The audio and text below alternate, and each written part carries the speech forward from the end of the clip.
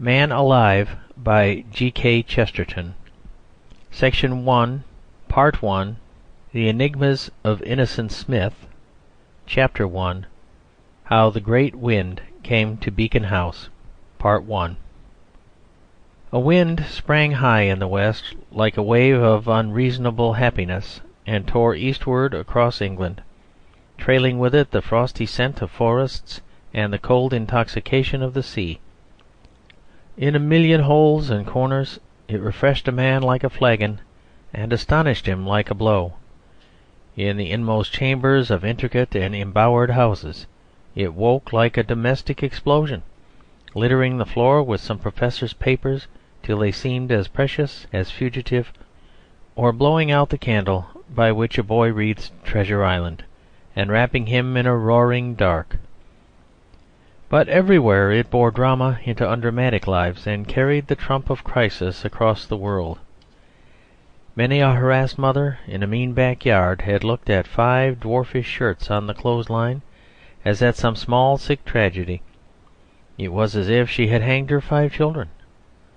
The wind came, and they were full and kicking as if 5 fat imps had sprung into them, and far down in her oppressed subconscious she half remembered those coarse comedies of her fathers, when the elves still dwelt in the homes of men. Many an unnoticed girl in a dank walled garden had tossed herself into the hammock with the same intolerant gesture with which she might have tossed herself into the Thames, and that wind rent the waving wall of woods and lifted the hammock like a balloon, and showed her shapes of quaint clouds far beyond, and pictures of bright villages far below, as if she rode heaven in a fairy boat.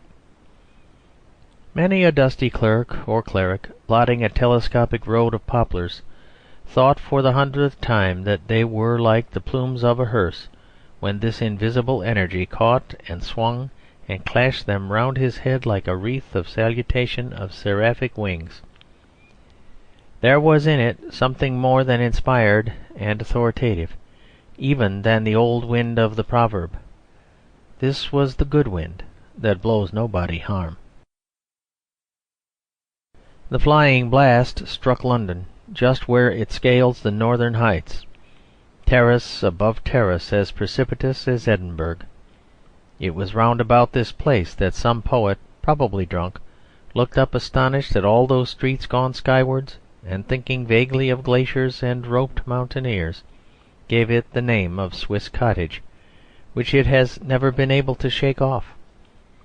At some stage of those heights a terrace of tall grey houses, mostly empty and almost as desolate as the Grampians, curved round at the western end, so that at the last building a boarding establishment called Beacon House offered abruptly to the sunset its high, narrow, and towering termination, like the prow of some deserted ship.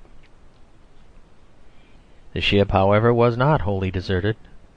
The proprietor of the boarding-house, a Mrs. Duke, was one of those helpless persons against whom fate wars in vain.